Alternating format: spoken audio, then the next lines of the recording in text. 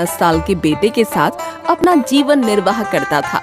वो बहुत गरीब था, मजदूरी करके मात्र 2 वक्त का भोजन ही इकट्ठा कर पाता था। एक दिन नारायण की पत्नी गीता उससे बोली,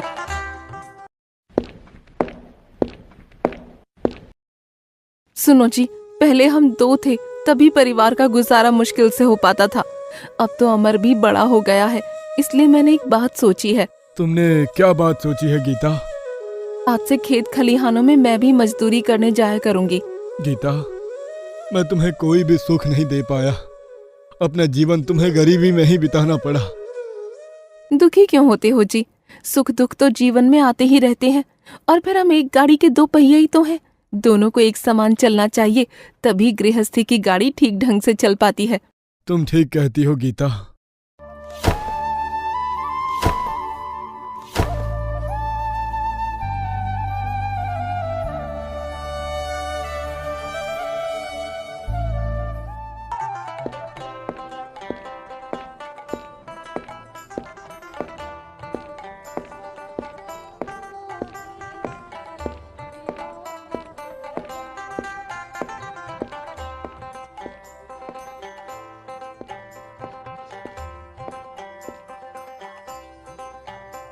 गीता और नारायण दोनों ही दूसरे के खेतों में मजदूरी करने लगे।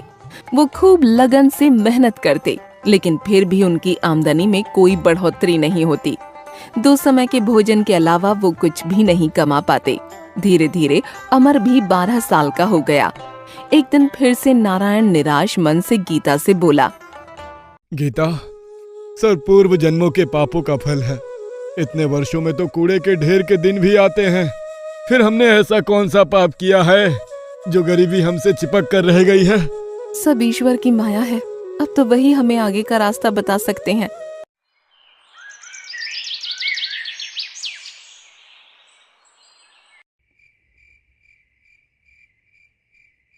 उसी रात नारायण के स्वप्न में देवी सरस्वती प्रकट हुई और कहने लगी, पुत्र नारायण, तेरा बेटा बड़ा हो गया है, इसे पढ़ाता क्यों नहीं? देवी सरस्वती, आप तो मेरी दशा से भली भांति अवगत होंगी। ऐसी कठिन परिस्थितियों में मैं कैसे अमर को पढ़ा सकता हूँ? कुछ भी करो बेटा, अपना पेट काटो, पर अमर को अवश्य पढ़ाओ। उसकी शिक्षा के उपरांत ही तुम्हारी गरीबी दूर होगी। ये कहकर देवी सरस्वती अंतर ध्यान हो गईं और अगली सुबह नारायण ने सारी बात अपनी पत्नी को बताते हुए कहा,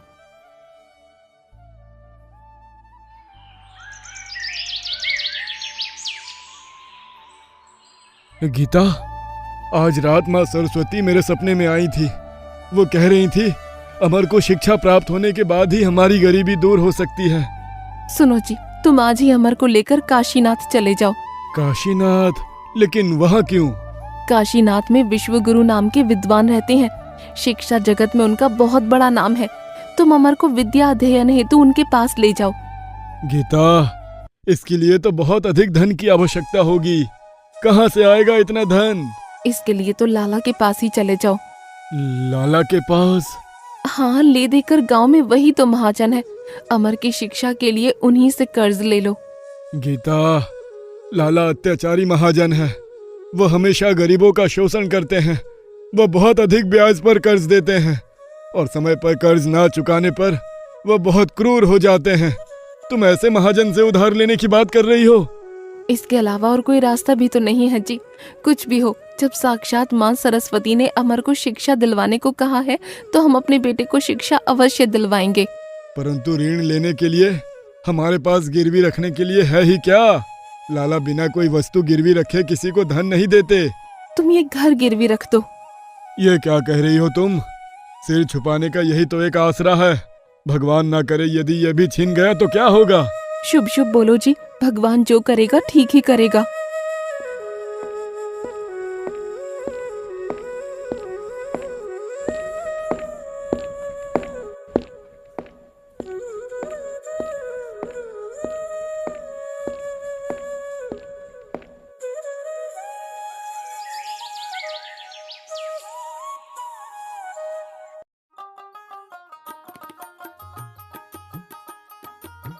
फिर उसी दिन नारायण लाला के घर जा पहुंचा और कहने लगा, राम राम लाला जी, कहो नारायण, कैसे आना हुआ आज? लाला जी, एक अर्ज लेकर आया हूँ आपके पास। कहो नारायण, क्या अर्ज है तुम्हारी? लाला जी, मुझे थोड़ा कर्ज चाहिए। कर्ज? किस लिए? मैं अपने बेटे को पढ़ाना चाहता हूँ लाला जी, इसलिए मुझे कर्ज चाहिए था। ओहो, लेकिन तुम कर्ज लोगे किस पर? गिरवी रखने के लिए तुम्हारे पास है ही क्या? लाला जी, तुम तो जानते ही हो मैं कितना गरीब हूँ। ले देकर एक झोपड़ी ही है मेरे पास, बस उसी झोपड़ी को आपके पास गिरवी रख दूंगा। सौदा बुरा नहीं है। नारायण ऋण तो चुका नहीं पाएगा, तो फिर उसकी झोपड़ी पर मेरा कब्जा हो जाएगा। हाँ, मैं तुम्हें 10 सोने के सिक्के उधार दे सकता हूँ। ठीक है लाला जी। इसके लिए मैं तुमसे एक कागज पर अंगूठा लगवाऊंगा और 10 साल की मोहलत भी दूंगा। अगर 10 सालों में तुम कर्ज ना चुका पाए तो तुम्हारी झोपड़ी पर मेरा अधिकार होगा। मुझे ये स्वीकार है लाला जी। फिर लाला ने एक कागज पर नारायण का अंगूठा लगवा लिया और उसे 10 सोने के सिक्के भी दे दिए, जिसे लेकर नारायण ने लाला का शुक्रिया अदा किया।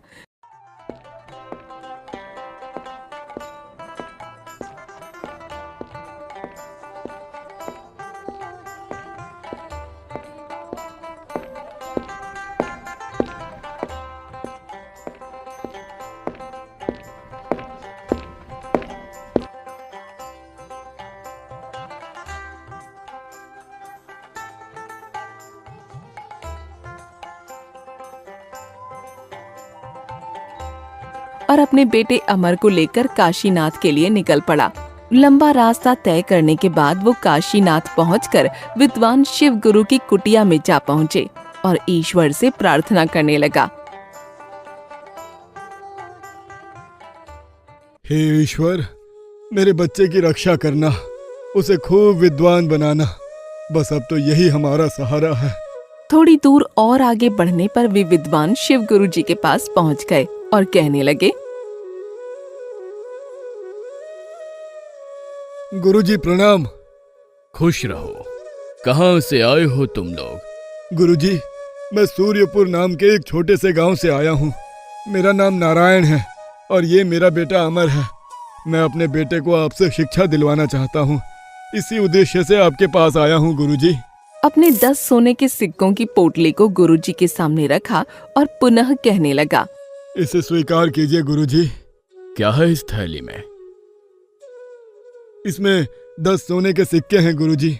जैसे तैसे इसका प्रबंध कर पाया हूँ, आपको इससे अधिक धन नहीं दे पाऊंगा गुरुजी। मैं बहुत गरीब हूँ, मेरे बेटे को शिक्षा प्रदान करने से मत मना करना। बड़ा भोला व्यक्ति लगता है ये, इसे निराश करना ठीक नहीं है। शांत हो जाओ बेटा, मैं तुम्हारे बेटे को अवश्य पढ़ाऊंगा। वो शिक्षा ग्रहण करने के लिए 10 वर्षों तक आश्रम में ही रहेगा, तभी उसकी शिक्षा पूर्ण हो पाएगी। ठीक है गुरुजी। नारायण ने अपने बेटे अमर को गुरुजी के पास ही छोड़ दिया और वो वापस अपने घर लौट आया। गुरुजी ने अमर को शिक्षा प्रदान करना आरंभ कर दिया। धीरे धीरे 10 वर्ष बीत गए और अब अमर भी बड़ा हो गया। एक दिन गुरुजी ने अमर को अपने पास बुलाकर कहा,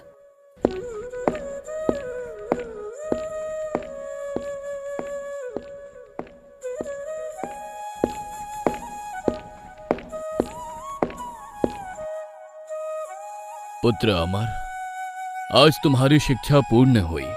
तुम हमारे शिष्यों में सबसे मेधावी छात्र हो, इस पर मुझे हमेशा गर्व रहेगा। गुरुदेव, सब आपकी कृपा का फल है, वरना मैं किसी योग्य था। बेटा, अब तुम अपने माता पिता के पास लौट जाओ। तुम्हारी प्रतीक्षा में वो ना जाने कब से बाट जो रहे होंगे। कैसे होंगे मेरे माता पिता? ना जाने वे कब से मेरा इंतजार कर रहे होंगे।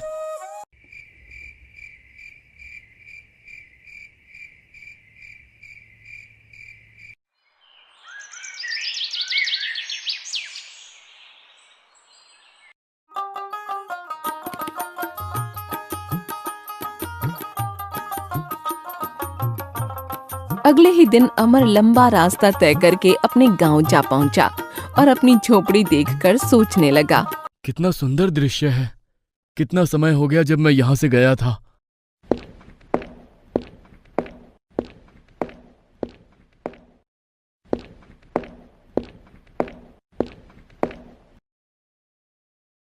कौन हो तुम और अंदर क्यों घुसे चले आ रहे हो? प्रणाम पिताजी, मैं हूँ अमर, आपका बेटा। अमर बेटा, तुम्हारी शिक्षा पूरी हो गई? जी पिताजी, गुरुजी की आज्ञा से ही मैं घर लौटा हूँ। अरे गीता, कहाँ हो तुम? यहाँ आओ, जल्दी देखो, हमारा बेटा शिक्षा पूरी करके लौटा है। तुरंत ही गीता बाहर आ गई और अपने बेटे को देखकर बहुत प्रसन्न हुई। बेटा, मेरा बेटा, देखो तो कितना दुबला हो गया है। तुझे पता भी है मेरे बच्चे, हम दोनों ने तुझे कितना याद किया। मुझे अंदाजा है माँ, मैंने भी आप दोनों को बहुत याद किया। गीता, अब हमारे बुरे दिन बीत जाएंगे। अब हमारा बेटा नौकरी पर लग जाएगा। भगवान करे वो दिन शीघ्र आ जाए। उधर लाला भी सोच रहा था। पूरे 10 वर्ष बीत गए हैं। अब नारायण से 10 सोने के सिक्कों का ऋण चुकाने का तगादा करने का भी समय आ गया है।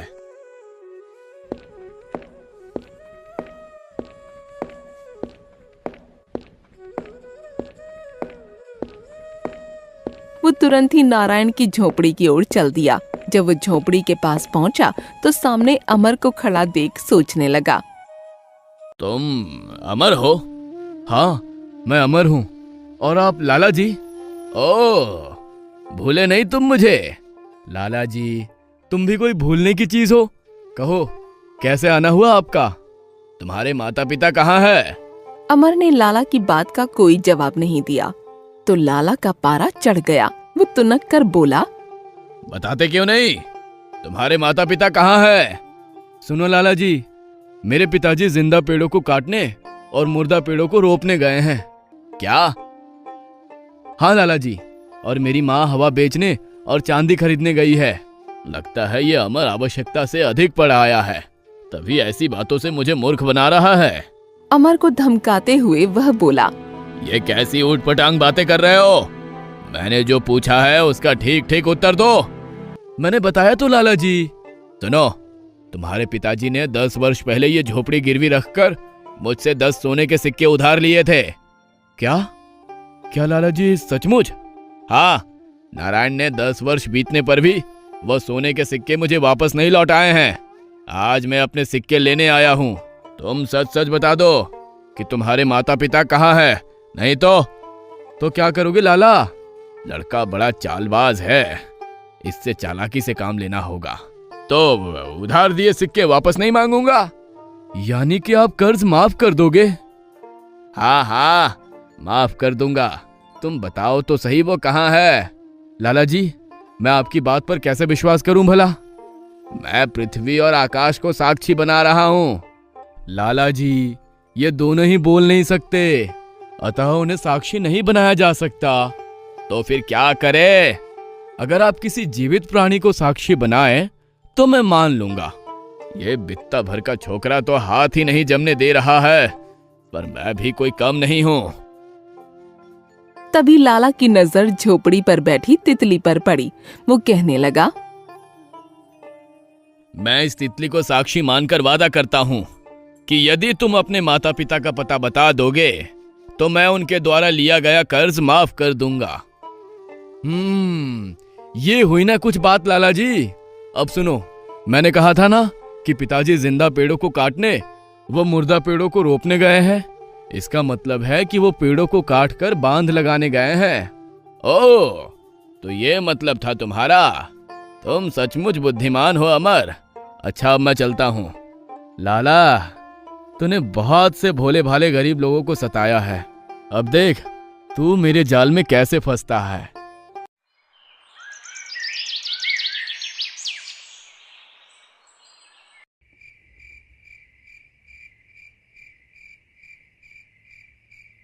जब शाम हुई और नारायण घर लौटा तो अमर ने सारी बात अपने पिता को बताई। पिताजी, लाला आया था। ओह, अब क्या होगा? पिताजी, आप घबराओ नहीं, मैं आ गया हूँ। उस जमाखोर लाला से मैं निपट लूंगा। तुम? लेकिन कैसे बेटा? लाला बहुत चालाक है। आप घबराओ नहीं पिताजी, ईश्वर जो चाहेगा वही होगा।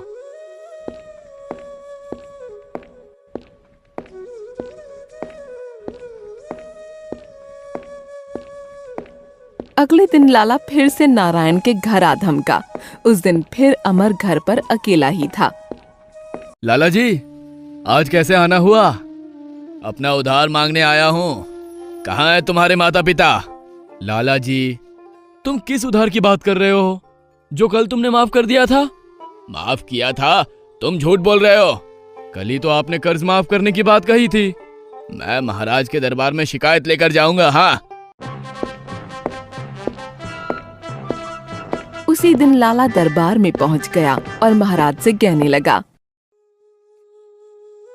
महाराज की जय हो, मेरा न्याय कीजिए महाराज। अरे लाला, तुम?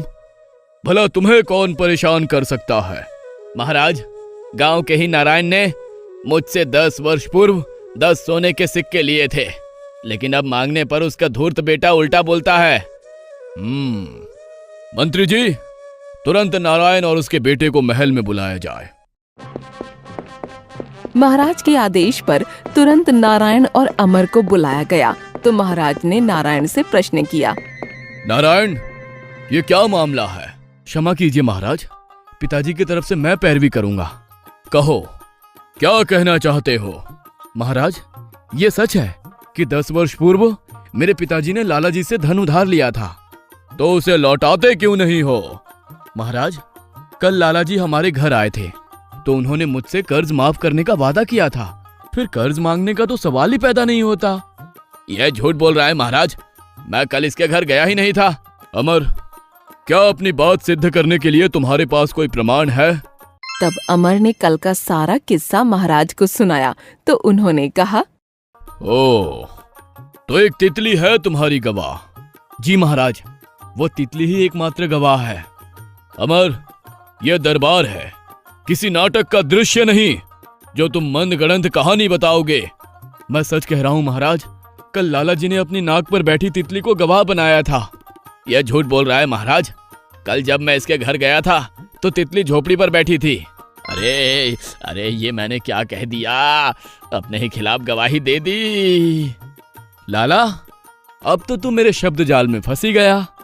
लाला, इस बात से यह सिद्ध होता है कि अमर सच और तुम झूठ बोल रहे हो। अब नारायण तुम्हें 1 भी रुपए कर्ज नहीं चुकाएगा। मुझे माफ कर दीजिए हुजूर, जो मैंने आपसे झूठ बोला। लाला, तुम अपना धंधा चलाओ, लेकिन ईमानदारी से। दोबारा झूठ और फरेब से काम किया तो तुम्हें बंदी गृह में डलवा दूंगा। जी महाराज, दोबारा ऐसी गलती नहीं होगी। दरबार समाप्त होने पर सभी अपने अपने घर जाने लगे तो महाराज ने अमर को रोक कर कहा, अमर, मैं तुमसे बहुत प्रसन्न हूं। तुम्हारी सूझबूझ ने तुम्हें कर्ज चुकाने से बचा लिया। क्या तुम मेरी एक बात मानोगे? अवश्य महाराज, आप बस आदेश दीजिए। मैं जानता हूं तुम शिक्षा ग्रहण करके आए हो और बहुत बुद्धिमान हो। तुम्हारी जगह तो मठों में विद्वान की है, किंतु मैं चाहता हूं कि तुम राज दरबार में रहकर न्याय मंत्री का पद संभालो। क्या तुम्हें यह मंजूर है? अवश्य महाराज, ये तो मेरे लिए सौभाग्य की बात होगी। राजसराय में तुम्हारे रहने व खाने पीने की व्यवस्था कर दी जाएगी। तुम कल से ही दरबार में शामिल हो सकते हो। जैसी आपकी आज्ञा महाराज। इस तरह अमर की सूझबूझ ने अमर और उसके परिवार की परिस्थितियों को बदल दिया।